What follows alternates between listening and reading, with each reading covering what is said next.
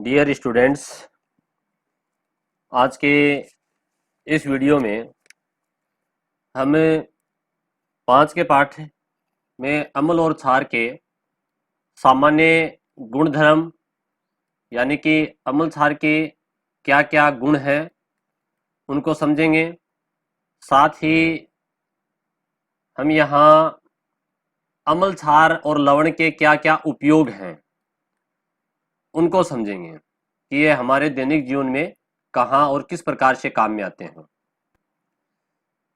क्योंकि हम जानते हैं कि इस पाठ में से 4 नंबर का एक प्रश्न आना है जो कि 2+2 यानी कि एक प्रश्न जो 4 नंबर का होगा 2 भागों में बटा हुआ होगा। तो यहाँ सामान्य जो गुणधर्म है अम्ल और क्षार के, हमें इनके अंतर को भी साथ साथ समझना है कि अम्ल और क्षार में क्या अंतर है। क्योंकि बोर्ड एग्जाम में अपने अंतर का प्रश्न भी कई बार पूछा गया है। तो देखिए, अपन शुरुआत करते हैं सबसे पहले पॉइंट से। अम्ल नीले लिटमस को लाल कर देते हैं। यानी कि अम्लीय जो पदार्थ हैं जैसे HCl, H2SO4, acetic acid, lactic acid, citric acid, ascorbic acid, कई प्रकार के अम्ल हैं। और पिछले वीडियो में मैंने बताया भी था आपको कि आप कम से कम 5 अम्ल और 5 क्षार के नाम आपको याद होने चाहिए। तो अम्ल ऐसे पदार्थ हैं जो नीले लिटमस। अब ये लिटमस क्या है? लिटमस एक पेपर होता है, कागज होता है, ठीक है। एक इस प्रकार से कागज है जो कि नीले रंग का है। और जब अपन इस कागज को अम्ल में डुबोएंगे, कोई बर्तन है उसमें अम्ल है, तो ये जो नीले रंग का लिटमस पेपर है ये लाल रंग का हो जाएगा। जिस भाग को अपन ने डुबोया है कैसा हो जाएगा? लाल हो जाएगा। यानी कि अम्ल नीले को लाल कर देते हैं। नीला क्या है? लिटमस पत्थर, लिटमस पेपर है ये। तो देखिए, इसको याद करने का एक तरीका भी है। यानी कि अम्ल, नी यानी कि नीले और लाल, ल याद कर लो। तो आपको ये नाम याद करना है, अनील, नील। अम्ल नीले को लाल कर देते हैं। अब क्षार क्या करेंगे? क्षार इसका उल्टा कर दो आप। क्षार ऐसे पदार्थ हैं जो लाल लिटमस को नीला कर देते हैं। क्योंकि हमें कंफ्यूज इन दोनों में होता है कि कौन सा अम्ल या क्षार जो है उनमें से किस पेपर को कौन से रंग में बदलेगा। तो अगर आपके एक याद है कि अनील वाला अम्ल नीले को लाल में बदलते हैं, तो जो क्षार है वो क्या करेगा?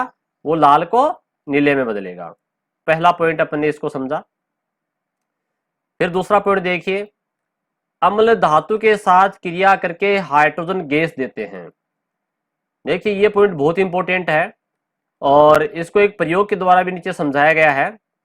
ये जो आपको चित्र दिख रहा है इसका क्वेश्चन बोर्ड एग्जाम में एक बार पूछा गया था कि अम्ल धातु के साथ क्रिया करके कौन सी गैस देते हैं, सचित्र समझाइए या सचित्र वर्णन कीजिए। तो हमें याद करना कि जितने भी अम्ल हैं वो चाहे कोई भी धातु हो, धातु जैसे सोना है, चांदी है, लोहा है, जिंक है, एल्यूमिनियम है, आयरन है, ये सारी धातुएं हैं।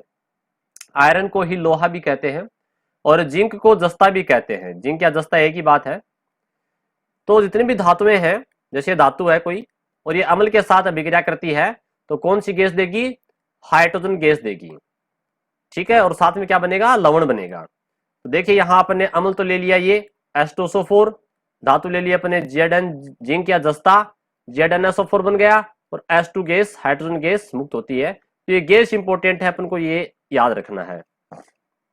दूसरी बात, यदि एग्जाम में क्वेश्चन आता है तो हमें ये ऊपर वाला पॉइंट लिखने की आवश्यकता नहीं है, हमें ये रिएक्शन लिखनी जरूरी है कि ये अम्ल है, सॉरी ये धातु है और ये अम्ल है।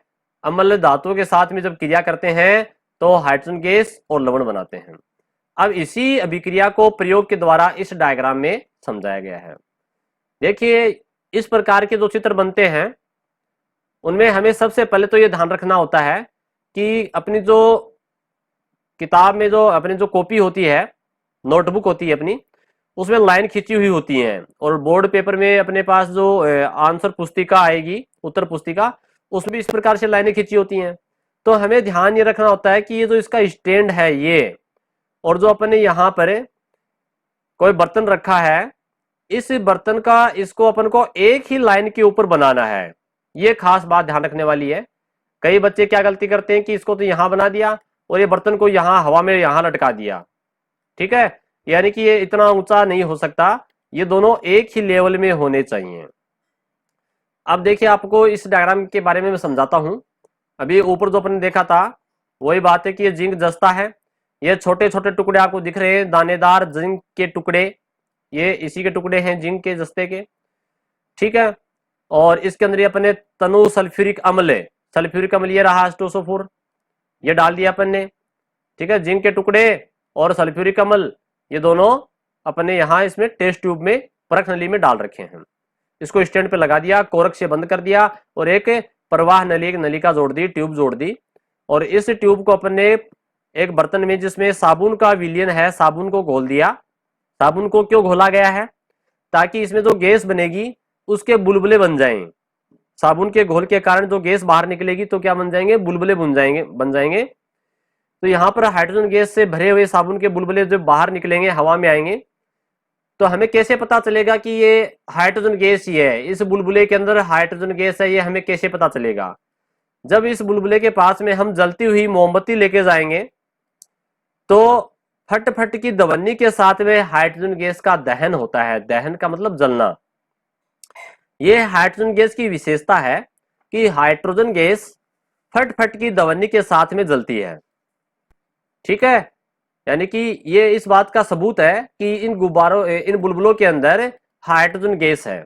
हाइड्रोजन गैस खुद जलती है, ऑक्सीजन गैस जलाने में सहायक होती है और कार्बन डाइऑक्साइड गैस आग बुझाने में सहायक होती है, ठीक है। इन तीनों गैसों को आपको याद रखना। तो इस प्रकार से हमने इस डायग्राम को समझा। आगे देखिए, इसमें एक बात वो बता रहा है, यही कारण है कि खट्टे अम्लीय पदार्थ धातु के बर्तनों में नहीं रखे जाते हैं। देखिए, खट्टे अम्लीय पदार्थ कौन से? जो पदार्थ खट्टे हैं, खट्टे होंगे वही तो अम्लीय होंगे। जैसे अचार है, अचार, सारे ही अचार खट्टे होते हैं, चाहे वो नींबू का अचार हो, कैरी का अचार हो, जितने भी अचार अपन यूज करते हैं वो लगभग खट्टे होते हैं। या फिर मार्केट में जो जैसे गाजर का अचार भी आता है, वो खट्टा नहीं होता, लेकिन उसमें एसिटिक एसिड डाल देते हैं जिसके कारण वो खट्टा हो जाता है, ठीक है, टेस्टी बनाने के लिए। तो अचार को मुख्य रूप से धातु के बर्तन में नहीं रखते अपन। आपने देखा भी होगा अपने घरों में अपन जो अचार को रखते हैं या खट्टे पदार्थ को अपन रखते हैं, उसके लिए अपन धातु के बर्तन यानी कि एल्यूमिनियम के या स्टील के बर्तन काम में नहीं लेते हैं। या तो अपन प्लास्टिक के बर्तनों में रखेंगे उसको, या फिर कांच के बर्तन में, या फिर चीनी मिट्टी के जो बर्तन आते हैं, प्लास्टर ऑफ पेरिस के जो बर्तन आते हैं, ठीक है, उसमें उनको रखा जाता है। क्यों? क्योंकि धातु के बर्तनों में जब इन खट्टे अम्लीय पदार्थ को रखेंगे तो हाइड्रोजन गैस बनेगी और एक विषैला पदार्थ बनता है, ठीक है, जो हमारे शरीर के लिए नुकसानदायक है। इसलिए अचार और खट्टे पदार्थों को धातु के बर्तनों में नहीं रखा जाता है। चलिए फिर आगे देखते हैं। जिंक धातु की क्षार, ये क्षार इस बार NaOH, आपने नाम याद कर लिया होगा इसका, सोडियम हाइड्रोक्साइड नाम है NaOH, के साथ अभिक्रिया पर भी लवण और हाइड्रोजन गैस बनती है। यानी कि ऊपर तो ये था कि जब अम्ल धातु के साथ क्रिया करते हैं तो हाइड्रोजन गैस बनती है, और नीचे क्या है, यहाँ पर अपने क्षार ले लिया अम्ल की जगह, तब भी हाइड्रोजन गैस ही बनेगी, ठीक है। तो आगे देखो क्या लिखा है कि धातु जो है, कोई भी धातु जैसे जिंक धातु है, उसकी क्षार के साथ क्रिया करवाएंगे तो हाइड्रोजन गैस बनती है। ये रहा सोडियम हाइड्रोक्साइड क्षार, और ये रहा धातु जिंक या जस्ता। तो एक तो बन गया लवण, सोडियम जिंकेट का लवण बन गया और हाइड्रोजन गैस बन गई। देखो अम्ल के लिए तो ये अभिक्रिया सभी में हाइड्रोजन गैस ही देती है, लेकिन क्षार की अपन अभिक्रिया पढ़े तो सभी क्षारों के साथ में धातु अभिक्रिया करके हाइड्रोजन गैस नहीं देती हैं। यहां नीचे आ रही है वो लाइन, परंतु सभी धातुओं की क्षारों के साथ अभिक्रिया में हाइड्रोजन गैस नहीं बनती है, ठीक है। ये सभी के ऊपर लागू नहीं होता है, अम्ल के लिए सभी पे लागू होता है। जितने भी अम्ल हैं वो धातुओं के साथ क्रिया करके हाइड्रोजन गैस ही देंगे, परंतु सारे क्षार धातुओं के साथ क्रिया करके हाइड्रोजन गैस नहीं बनाते हैं। तीसरा पॉइंट, अम्ल धातु ऑक्साइड, देखो अभी तो ऊपर जो अभिक्रिया थी वो तो केवल थी धातु के साथ में, इस बार क्या कर रहा है, अम्ल की धातु ऑक्साइड के साथ क्रिया करवा रहे हैं अपन। जैसे ये रहा अम्ल HCl, देखा ना अम्ल, ये रहा अम्ल HCl ले लिया अपन ने। और धातु, धातु जैसे कॉपर, कॉपर क्या है, तांबा, तांबा या कॉपर धातु है, और ऑक्साइड इसके साथ में ऑक्सीजन जुड़ा हुआ है, तो ये धातु ऑक्साइड बन गया। यानी कि अम्ल धातु ऑक्साइड के साथ जब क्रिया करते हैं तो लवण और जल बनाते हैं। तो यहां देखिए थोड़ा थोड़ा आपको याद आ रहा होगा कि लवण और जल कब बनते हैं, जब अम्ल और क्षार विक्रिया करते हैं, यानी कि यहां क्या होता है, क्षार, ठीक है ना। अम्ल और क्षार जब विक्रिया करते हैं तो लवण और जल बनता है, इसे ही उदासीनीकरण विक्रिया कहते हैं। ये तो कई बार पढ़ लिया अपन ने उदासीनीकरण विक्रिया के बारे में, कि अम्ल और क्षार जब विक्रिया करते हैं तो लवण और जल बनते हैं, और इसे ही उदासीनीकरण विक्रिया कहते हैं। तो यहां आप थोड़ा सा इस विक्रिया में सोच करके बताइए कि ये तो अम्ल है, ये रहा अम्ल है ना, और लवण बना, ये रहा लवण, और जल बना जल। तो लवण और जल कब बनते हैं, जब अम्ल और क्षार क्रिया करते हैं। इसका मतलब धातु ऑक्साइड की प्रकृति कैसी होती है, क्षारीय होती है, यानी कि धातु ऑक्साइड क्षारीय प्रकृति का होता है। ये धातु जितनी भी ऑक्साइड है, धातु ऑक्साइड सारी की सारी क्षारीय है, तभी तो क्षार और अम्ल क्रिया करके लवण और जल बनाएंगे। क्लियर। तो देखिए यहां क्या लिखा है, धातु ऑक्साइड, ये रहा धातु ऑक्साइड, ये है ना, ये अम्ल के साथ, ये रहा अम्ल HCl ले लिया, हाइड्रोक्लोरिक एसिड के साथ विक्रिया करके लवण और जल बनाते हैं, ये बन गया लवण और जल, ये रहा। अतः ये क्षारीय प्रवृत्ति के होते हैं, यानी कि धातु ऑक्साइड कैसे प्रवृत्ति के होते हैं, क्षारीय प्रकृति के होते हैं। अब देखिए क्वेश्चन ध्यान से सुनिए, सीधा क्वेश्चन आता है कि धातु ऑक्साइड की प्रकृति कैसी होती है, उदाहरण से समझाइए या अभिक्रिया लिखिए।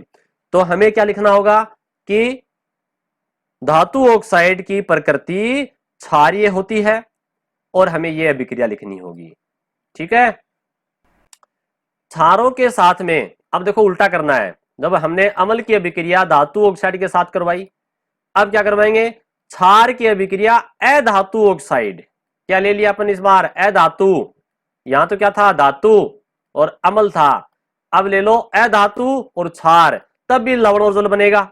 इसका मतलब क्या हुआ कि हमें पता है क्षार जब अम्ल के साथ अभिक्रिया करते हैं तभी तो क्या बनता है, अम्ल और क्षार जब विक्रिया करते हैं तो लवण और जल बनता है ना, साल्ट और वाटर बनता है। तो इसका मतलब अधातु ऑक्साइड की प्रकृति कैसी होती है, अधातु ऑक्साइड की प्रकृति अम्लीय होती है, ठीक है। यही बात आगे आ रही है कि क्षारों के साथ में अधात्विक ऑक्साइड, ये रहा धात्विक ऑक्साइड, और ये क्षार, ये रहा क्षार, नीचे लिखा है कैल्शियम हाइड्रोक्साइड COH, ये क्षार है ना। और ये कार्बन क्या है, कार्बन अधातु, और O2 जोड़ दिया ऑक्साइड। कार्बन अधातु होती है, धातु नहीं होती। ये कॉपर है ना, कॉपर तो धातु होती है। अभिक्रिया करके लवण और जल बनाते हैं तो अम्लीय प्रवृत्ति के होते हैं, यानी कि अधातु ऑक्साइड जो है ये अम्लीय प्रवृत्ति के होते हैं। क्लियर। अब देखो एक सिंपल सा देसी उदाहरण अपन लेते हैं जो अपन दैनिक जीवन में यूज करते हैं। आपने कभी देखा होगा जब कभी हमें ततैया या मधुमक्खी काटती है तो अपन अपने घरों में कोई भी लोहे की चीज है उसको रगड़ते हैं, या फिर जो अपने घरों में टूथपेस्ट है, कोलगेट है, पेप्सोडेंट है, मार्केट में कई नाम से आती है, वो अपन वहां जहां डंक लगाया है उसके ऊपर उसको लगा लेते हैं। ऐसा क्यों करते हैं भाई, क्योंकि मधुमक्खी के डंक में क्या है, अम्ल है। मधुमक्खी के डंक में क्या होता है, अम्ल होता है, जिसके कारण जलन होती है, दर्द होता है। ततैया या मधुमक्खी काटते हैं तब तो हम क्या रगड़ते हैं, धातु ऑक्साइड की, यानी कि कोई भी धातु की बनी हुई चीज, ठीक है ना, अपने घर में लोहे की या कॉपर की, है ना, एल्यूमिनियम की बनी हुई धातु की चीज को अपन रगड़ेंगे वहां, तो ये तो क्या है, क्षारीय प्रकृति की, और डंक लगा वो अम्लीय प्रवृत्ति का। तो अम्ल और क्षार जब परस्पर क्रिया करते हैं तो उसे उदासीनीकरण कहते हैं। उदासीनीकरण के कारण क्या होगा, उस अम्ल जो है, जो डंक है, उसकी जलन कम हो जाएगी, उदासीन हो जाएगा, ठीक है। तो यहां पर हमको याद करने का एक आसान सा तरीका बता रहा हूं मैं कि मधुमक्खी के डंक में अम्ल होता है, अपन क्या रगड़ते हैं, धातु ऑक्साइड यानी कि लोहे की या किसी धातु की बनी हुई चीज को रगड़ते हैं। तो उससे अमन को आराम मिलता है। इसका मतलब है ये धातु ऑक्साइड क्षारीय प्रवृत्ति के होते हैं। ठीक है, आपको इस प्रकार से इसको याद करना है। चलिए फिर अपन आगे चलते हैं, अगले पॉइंट पे देखते हैं। चलिए फिर अगला पॉइंट देखते हैं। चौथा पॉइंट है, सभी अम्लों व क्षारों के जलीय विलयन विद्युत के सुचालक होते हैं। देखिए, चाहे अम्ल हो या क्षार हो, जब इनको पानी में घोल देंगे उनका जलीय विलयन बन जाएगा, तो विद्युत के सुचालक, सुचालक यानी कि अच्छे चालक, उसमें विद्युत धारा प्रवाहित होती है, बिजली का करंट आता है। इसका उपयोग विद्युत अपघट्य के रूप में किया जाता है।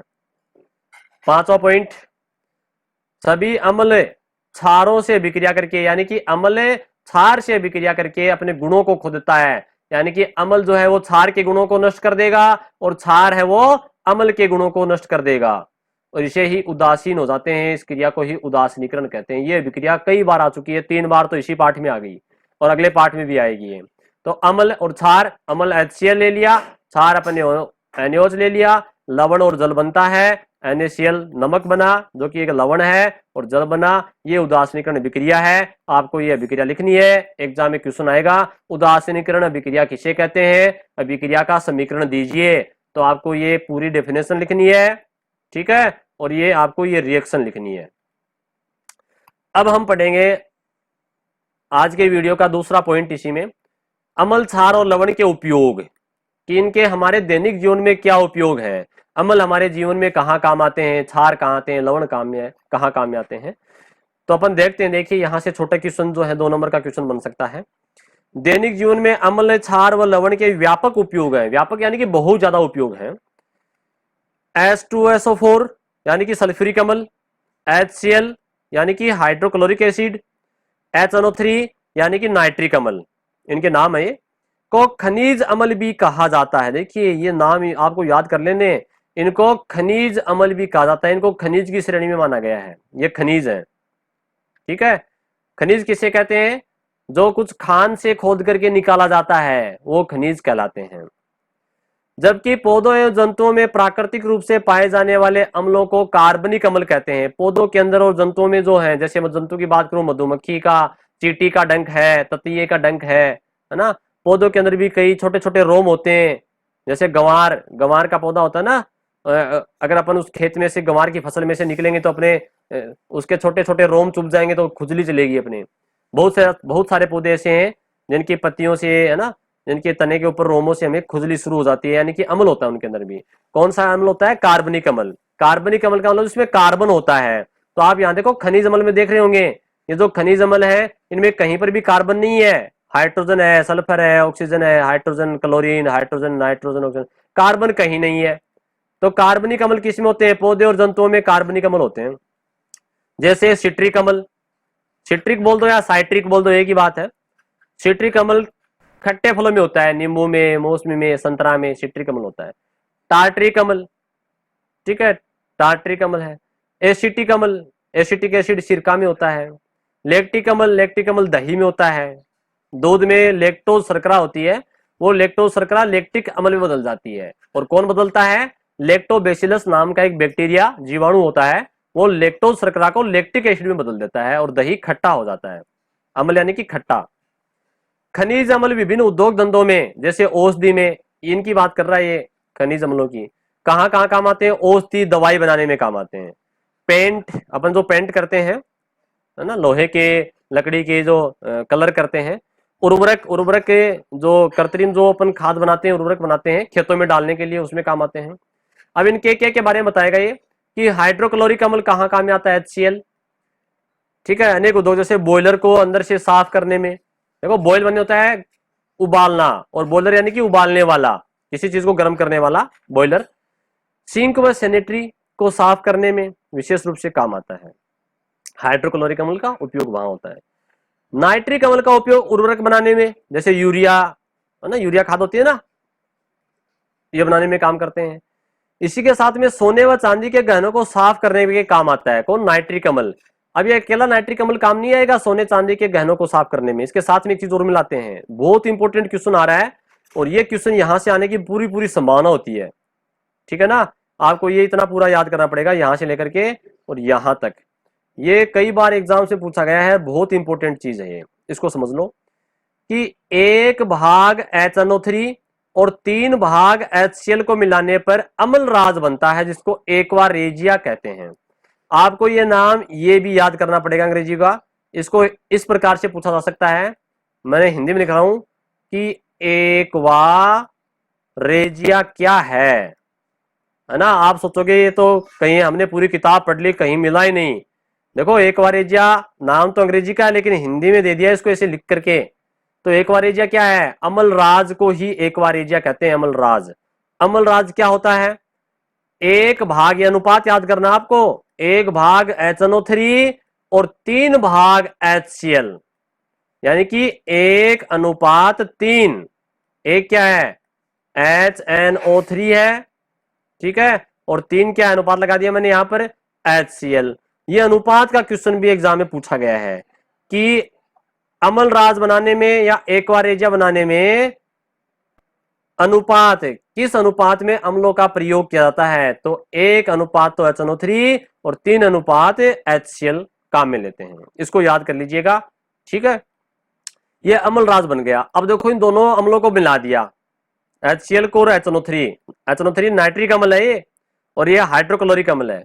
इन दोनों को मिलाने से क्या बनता है? एक्वारेजिया बनता है। एक्वारेजिया क्या काम आता है? यह सोने जैसी धातु को भी विलय कर देता है। जिस प्रकार से मान लीजिए अपने पास इस बर्तन में हमने 1 गिलास तो डाल दिया HNO3 का, क्या डाल दिया? HNO3 1 गिलास, और 3 गिलास डाल दिए अपन ने HCl के। 3 भाग, ये नहीं है, देखो 1 भाग तो HNO3, 1 भाग अपने डाल दिया HNO3 का, और 3 भाग यानी कि 3 गिलास डाल दिए मैंने इसमें HCl के, अनुपात में डाल दिए। तो ये एक्वारेजिया बन गया, ये घोल बन गया। अब इसमें अपन अगर सोने को, चांदी को, किसी भी टुकड़े को डालेंगे और घोलेंगे, हिलाएंगे, तो जिस प्रकार से चीनी घुल जाती है पानी के अंदर, वैसे ही ये सोना, चांदी, धातु घुल जाएगी इसके अंदर। इतना खतरनाक होता है ये। अब ये कहाँ काम में आता है? ये जो अपने गांव में, घरों में या शहरों में घर घर कई बार ऐसे व्यक्ति घूमते रहते हैं, वो आवाज लगाते हैं कि आपके जो सोने चांदी के आभूषण हैं, गहने हैं, उनको चमका लीजिए, मैं बिल्कुल साफ कर दूंगा, ठीक है। तो वो दावा करते हैं कि आपके सामने ही, आपके आंखों के सामने ही हम इसको साफ कर देंगे। वास्तव में उनके पास ये अम्लराज होता है, एक्वारेजिया होता है। वो क्या करते हैं?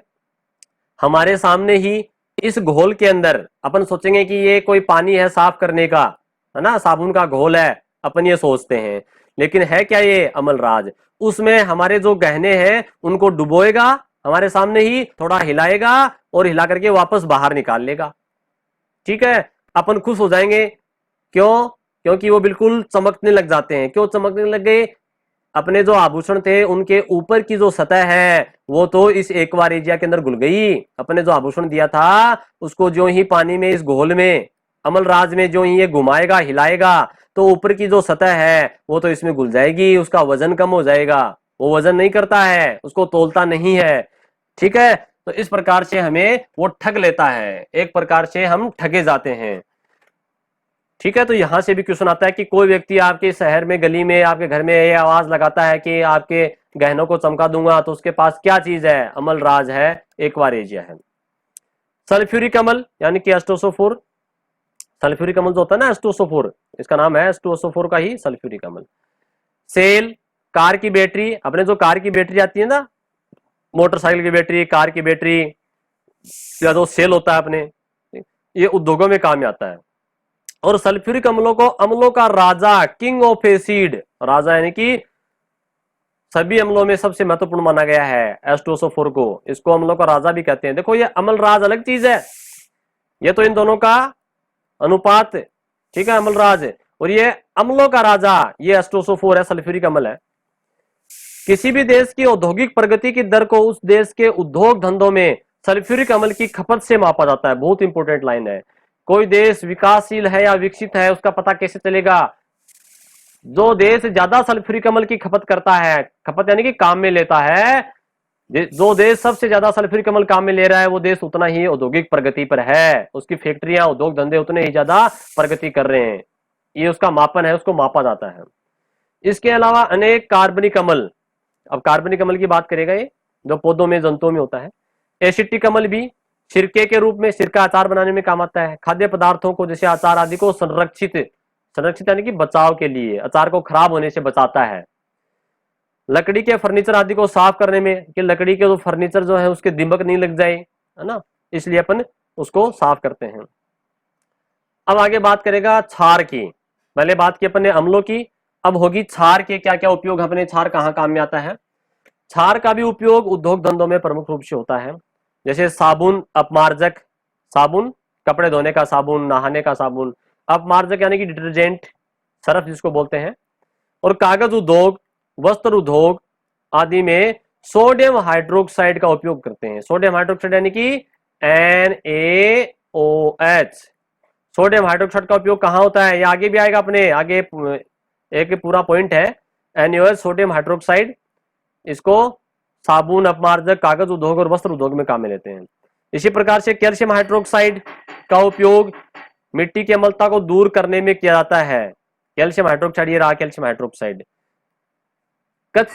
कई स्थान ऐसे होते हैं, कुछ जगह ऐसी होती है जहां पर मिट्टी जो है वो अम्लीय होती है, तो वहां फसल नहीं होती है, फसल उगती नहीं है, तो वहां उसकी मिट्टी को अम्लता को दूर करने के लिए कैल्शियम हाइड्रोक्साइड, क्योंकि ये क्षार है, तो मिट्टी की अम्लता को कम करने के लिए क्या मिला देंगे, कैल्शियम हाइड्रोक्साइड डाल देंगे, यानी क्षार डाल देंगे, तो मिट्टी की अम्लता दूर हो जाएगी, वहां अपन खेती आसानी से कर सकते हैं। इसी प्रकार से आगे बता रहा है कैल्शियम हाइड्रोक्साइड सफेदी अर्थात चूना वह कीटनाशक का एक घटक है, यानी कि सफेदी जो अपने घरों में जो सफेदी करते हैं, कली करते हैं, वो है चूना पत्थर है, उसके अंदर भी कैल्शियम हाइड्रोक्साइड होता है। फिर अगले क्षार की बात कर रहा है मैग्नीशियम हाइड्रोक्साइड MgOH2 को मिल्क ऑफ मैग्नीशिया भी कहा जाता है। बहुत इंपॉर्टेंट है, इसका नाम है मिल्क ऑफ मैग्नीशिया, यानी कि मैग्नीशियम का दूध है, एक प्रकार से दूध जैसा सफेद होता है ये। इसका उपयोग कहां होता है, यह है एंटा एसिड, देखो नाम क्या है ANTA, यानी कि एंटा एसिड, एसिड यानी मतलब अम्ल।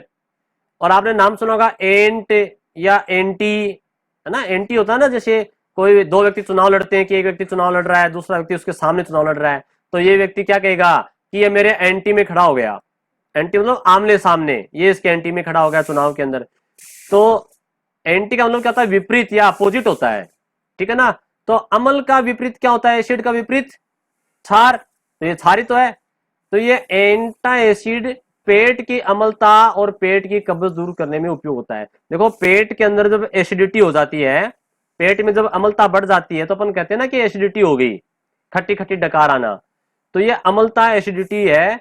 तो हमारे पेट में अम्लता है पहले से ही, तो अपन कौन सा पदार्थ खाएंगे, हम क्षारीय पदार्थ खाएंगे, ठीक है। तो क्षारीय पदार्थ लेंगे तो उससे क्या होगा, हमारी पेट की अम्लता कम हो जाएगी। क्यों, क्योंकि ये क्षार है और ये अम्ल है, परस्पर क्रिया करेंगे, उदासीनीकरण होगा, क्षार अम्ल की क्रिया को कम कर देगा, मंद कर देगा, ठीक है, एक दूसरे के प्रभाव को नष्ट कर देते हैं, इसीलिए इसको एंट प्लस एसिड तो एंटा एसिड नाम पड़ गया। नेक्स्ट है दैनिक जीवन में लवण, अब लवण की बात करेगा, अम्ल की बात हुई, अम्ल के उपयोग पढ़ लिए, क्षार के उपयोग पढ़ लिए, अब हम पढ़ेंगे लवणों के उपयोग। दैनिक जीवन में लवण के बहुत ही उपयोग है, जैसे कैल्शियम कार्बोनेट CaCO3 को संगमरमर, देखो संगमरमर जो होता है ना, ताजमहल जो बना है संगमरमर के पत्थर से, ठीक है, उसी प्रकार से जो आगरा में जो ताजमहल है संगमरमर के पत्थरों से बना है, वो अपने नागौर जिले के मकराना, नागौर जिले में मकराना शहर है, एक कस्बा है, वहां का पत्थर, वहां का संगमरमर, मकराने का संगमरमर जो है वहां काम में लिया गया है, सफेद संगमरमर। संगमरमर के कई रंग होते हैं, सफेद भी होता है, काले रंग का संगमरमर भी होता है ना, हरा भी होता है, तो अलग अलग कलर के संगमरमर अलग अलग जिलों में पाए जाते हैं। अब आप थोड़ा सा दिमाग लगाइए कि आप कौन से जिले से, राजस्थान के कौन से जिले के रहने वाले हो। जैसे उदयपुर में हरा संगमरमर है, पाली में, राजसमंद में इधर अपना सतरंगी संगमरमर है ना, जयपुर के भैंसलाना में अपना काला संगमरमर है, नागौर के मकराना में सफेद संगमरमर है। इस प्रकार से संगमरमर के बहुत सारे रंग हैं। और आगे लिखा है फरस बनाने में संगमरमर के पत्थर है ना अपन यूज करते हैं फरस बनाने में। धातु क्रम में लोहे के निष्कर्षण में, यानी कि लोहे धातु को प्राप्त करने के लिए, सीमेंट बनाने में इसका प्रयोग किया जाता है। अगला लवण है धावन सोडा। धावन सोडा यानी कि कपड़े धोने का सोडा, धोने का सोडा, ठीक है, इसका नाम क्या है, सोडियम हाइड्रोजन कार्बोनेट। सूत्र क्या होता है सोडियम का, Na, हाइड्रोजन और कार्बोनेट CO3। ये अपन आगे भी पढ़ेंगे दोबारा, ठीक है। सोडियम क्लोराइड के उपयोग के बारे में हम आगे अध्ययन करेंगे। सिल्वर नाइट्रेट, ये याद कर लीजिए, बहुत इंपॉर्टेंट है। सिल्वर यानी कि चांदी, Ag, सूत्र क्या होता है, Ag होता है, और नाइट्रेट यानी कि NO3, सिल्वर नाइट्रेट। फोटोग्राफी में देखिए, फोटोग्राफी में आजकल तो अपन क्या यूज करने लगे, अपने कैमरा, मोबाइल कैमरा, इसका यूज करने लगे। पहले जो रील डलती थी कैमरे के अंदर, उसके नेगेटिव अपन प्राप्त करते थे, तो वो एक डार्क रूम के अंदर, अंधेरे कमरे में उसको एक घोल के अंदर डुबोता था, फिर उसको साफ करता था, है ना, पानी से, इस घोल के अंदर। तो ये सिल्वर नाइट्रेट, ठीक है ना, फोटोग्राफी में काम आता है, AgNO3। अमोनियम नाइट्रेट उर्वरक बनाने में तथा विस्फोटक बनाने में, विस्फोटक यानी कि पटाखे वगैरह आतिशबाजी में काम आते हैं ना, तो अमोनियम नाइट्रेट से बनते हैं। और फिटकरी, फिटकरी अपन ने पहले ही पढ़ा था, फिटकरी का सूत्र याद कर लीजिए आप, परीक्षा में आ सकता है 1 नंबर का। और इसका उपयोग जल के शोधन में, अपन घरों में जो पानी का जो टांका है या पानी की टंकी है या होज बना हुआ है, उसमें अपन उसमें कीड़े वगैरह नहीं पड़े, पानी खराब नहीं हो, उसमें फिटकरी डाल देते हैं। तो फिटकरी का सूत्र है K2SO4 Al2SO4 324H2O। इसमें 24 अणु जो है, जल के अणु है, और इन्हें क्रिस्टलीय जल कहते हैं। क्या कहते हैं इस जल को, क्रिस्टलीय जल, ठीक है। इसी प्रकार अनेक लवण का दैनिक जीवन में उपयोग है और महत्वपूर्ण स्थान है। तो इस प्रकार से हमने आज के इस वीडियो में अम्ल क्षार जो है और लवण है, हमने इनके गुण धर्म पढ़े कि इनके क्या क्या गुण है, और फिर आगे हमने इनके उपयोग पढ़े कि अम्ल और क्षार लवण के क्या क्या उपयोग अपने दैनिक जीवन में। अगले वीडियो में हम पीएच के बारे में पढ़ेंगे, पीएच स्केल, और पीएच स्केल का हमारे दैनिक जीवन में क्या महत्व है, इसके बारे में हम नेक्स्ट वीडियो के अंदर पढ़ेंगे। धन्यवाद।